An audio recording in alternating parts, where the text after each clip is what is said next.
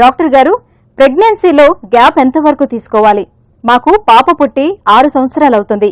ఇప్పుడు మళ్లీ పిల్లలు కావాలనుకుంటున్నాము. ఇంత గ్యాప్ ఇచ్చాక కొన్ని సమస్యలు వస్తాయని విన్నాము. ఇది నిజమేనా లేక అపోహ? అసలు ఎంత గ్యాప్ తీసుకుంటే మంచిది తెలియజేయండి అని అడుగుతున్నారు. ఈ ప్రశ్నకు గైనకాలజిస్ట్ డాక్టర్ సరళ గారు సమాధానం అందిస్తారు. బిడ్డకి మధ్య జనరల్గా 2-3 సంవత్సరాల గ్యాప్ ఉంటే ఏవైతే ప్రెగ్నెన్సీలో వచ్చే చేంజెస్ ఉంటాయో అవన్నీ నార్మల్గా వచ్చే ఛాన్స్ ఉంటాయి అన్నమాట. జనరల్గా ఫస్ట్ డెలివరీ అయిన తర్వాత నార్మల్ డెలివరీ అయితే ఒక 1/2 లీటర్ బ్లడ్ పోతుంది. అదే సిజేరియన్ అయితే 1 లీటర్ బ్లడ్ పోతుంది. సో ఈ పోయిన బ్లడ్ తిరిగి బాడీలో చేరుకోవడానికి ఎంత నార్మల్ డైట్ తీసుకుంటున్నా కూడా మినిమం ఒక 2 ఇయర్స్ పడుతుంది.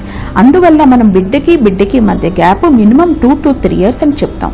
తర్వాత ఎప్పుడైతే ఈ గ్యాప్ తీసుకుంటాం, మొదటి బిడ్డ స్కూల్కి వెళ్తూ రెండో ప్రెగ్నెన్సీ పైన తన పైన కేర్ ప్రెగ్నెంట్ లేడీ ఎక్కువగా తీసుకుంటుంది.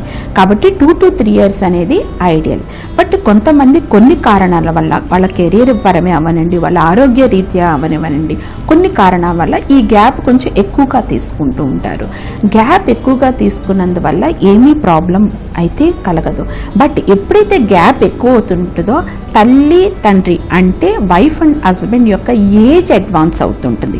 ఆ ఒక్క ఇష్యూనే మనం పరిగణలోకి తీసుకోవాలన్నమాట. అంటే ఇదివరకు ఫస్ట్ ప్రెగ్నెన్సీ అప్పుడు ఆ ఉమెన్ 30 ఇయర్స్ ఉంటే 6 ఇయర్స్ గ్యాప్ తీసుకున్నాక ఆమెకి 36 ఇయర్స్ అయిపోతుంది. కాబట్టి అప్పుడు ప్రెగ్నెన్సీ వచ్చే ఛాన్సెస్ మెల్లగా తగ్గుతూ ఉంటాయి. ఎప్పుడైతే 35 ఇయర్స్ వస్తాయో అప్పటి నుంచి ప్రెగ్నెన్సీ వచ్చే ఛాన్సెస్ తగ్గుతూ ఉంటుంది. అండం సరిగ్గా విడుదల కాకపోవటం, అయితే వచ్చిన అండంలో క్వాలిటీ సరిగ్గా లేకపోవటం. సో ఒకవేళ స్పర్మ్ అండ్ ఎగ్ మీట్ అయినా కూడా అవి గర్భసంచులు పొరల్లో ఇరుక్కొని ఉండకపోవటం, ఎస్టాబ్లిష్ కాకపోవటం, లేకపోతే వచ్చినా కూడా అబార్షన్ అయ్యే ఛాన్సెస్ అన్నీ కూడా మనకి ఎక్కువగా ఉంటాయి. ఒకవేళ ఆ ప్రెగ్నెన్సీ నిలిచినా కూడా ఆ వచ్చిన అడ్వాన్స్డ్ ఏజ్ వల్ల, అంటే 35+ అవ్వడం వల్ల బీపీ ఎక్కువగా రావటం, షుగర్ అనేది ఎక్కువగా రావటం, లేకపోతే బిడ్డ ప్రీమెచ్యూర్గా డెలివరీ అయిపోవటం, ఉమ్మనీరు తగ్గటము, తర్వాత దీనివల్ల వచ్చే ప్రెగ్నెన్సీ డెలివరీ అనేది నార్మల్గా కాకపోవటం. ఎప్పుడైతే అడ్వాన్స్ ఏజ్ అవుతుందో అప్పుడు బోన్స్ కూడా చాలా గట్టిగా అయిపోయి నార్మల్ డెలివరీ అయ్యే ఛాన్సెస్ తగ్గిపోయి సిజేరియన్ అయ్యే ఛాన్సెస్ ఎక్కువగా అవుతుంటాయి.